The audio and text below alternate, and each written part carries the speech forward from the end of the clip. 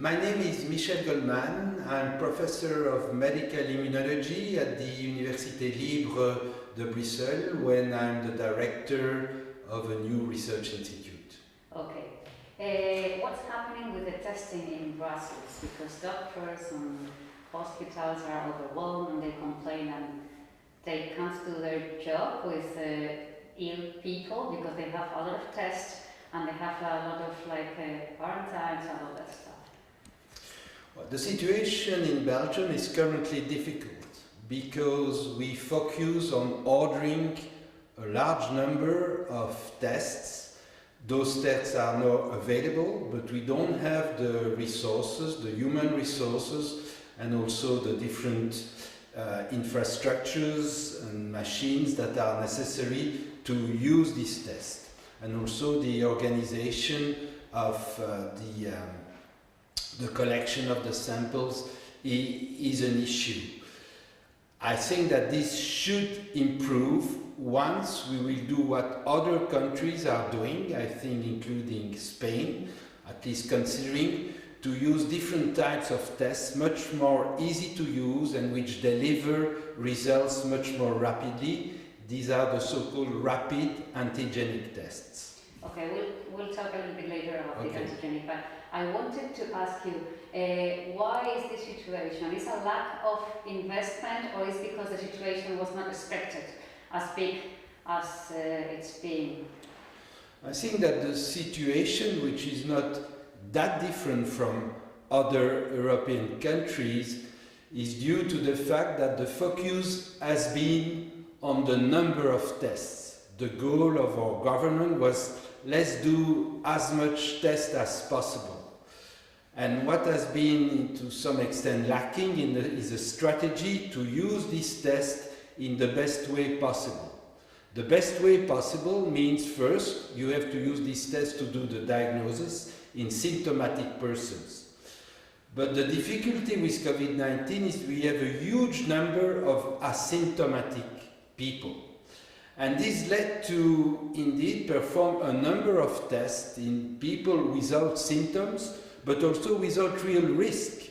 Just people who were anxious, people who had to travel, while we have to focus on those asymptomatic people who are at high risk.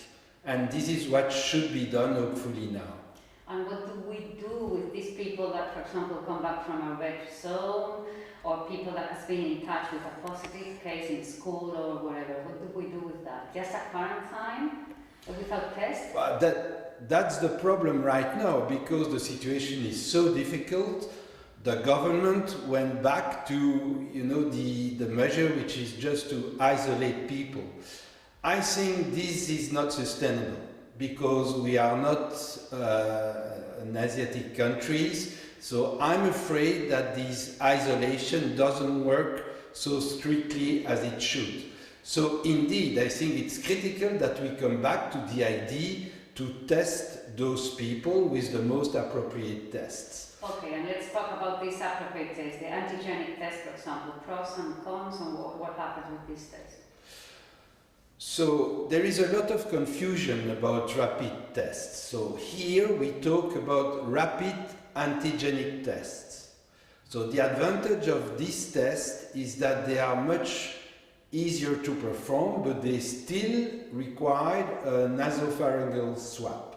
That's very important. So they have to be performed, at least the collection of the sample, by a trained personnel.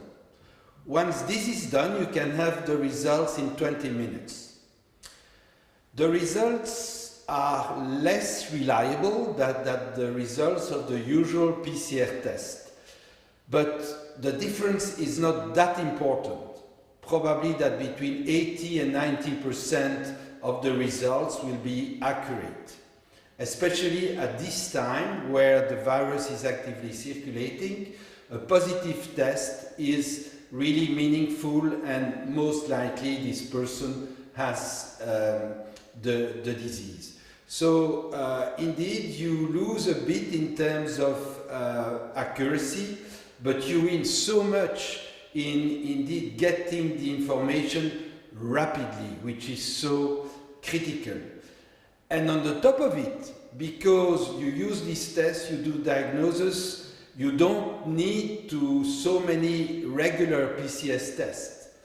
So you can then use those PCR tests in the most appropriate circumstances, which is, for example, asymptomatic people which are at very high risk to get the disease, or symptomatic people, again, in vulnerable groups of people. And why don't they use them here in Belgium? Why the government don't trust in this? Well, I'm really hopeful that this will change soon. We have the example of France, we have the example of the Netherlands. I don't know so much the situation in Spain, but I just heard this morning that you might use those tests too. The problem is that you need to go to a number of administrative processes. And Belgium is a complicated country, as you know, so we have different levels. We have the federal governments, we have the regions, and we have experts who sometimes use the rules which can be excellent in a usual situation, in a regular epidemic. This is not the situation we are living. So it's very important that everyone, especially those who are advisors to the government, they've in a way to change their mind, to adapt of this new situation. The rules should be different. And what about the salivary test? Is this reliable? Is this an option or not yet? So the salivary tests are certainly an option.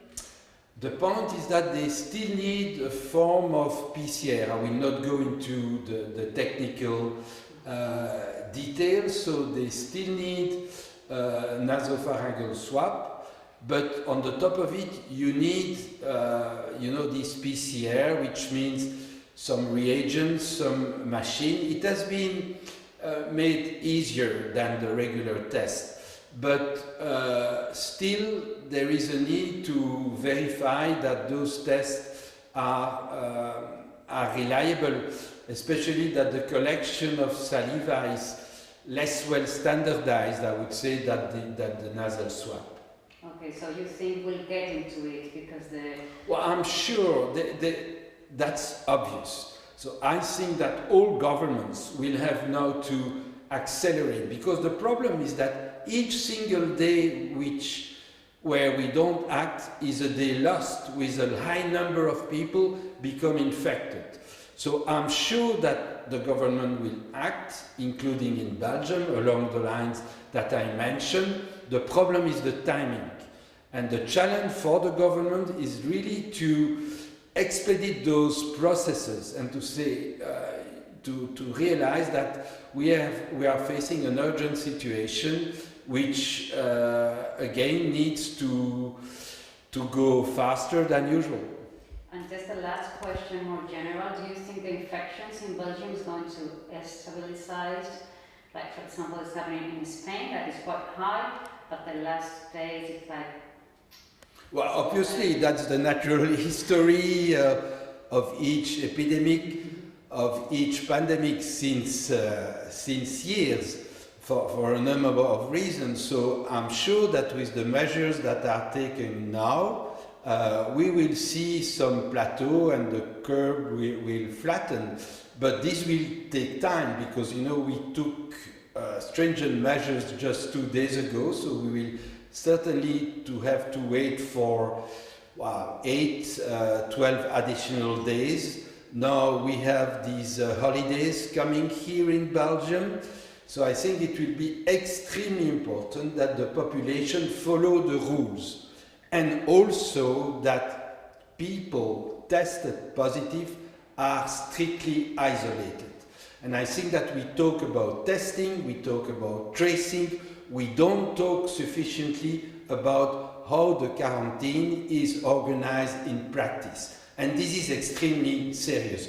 Those people should really be isolated.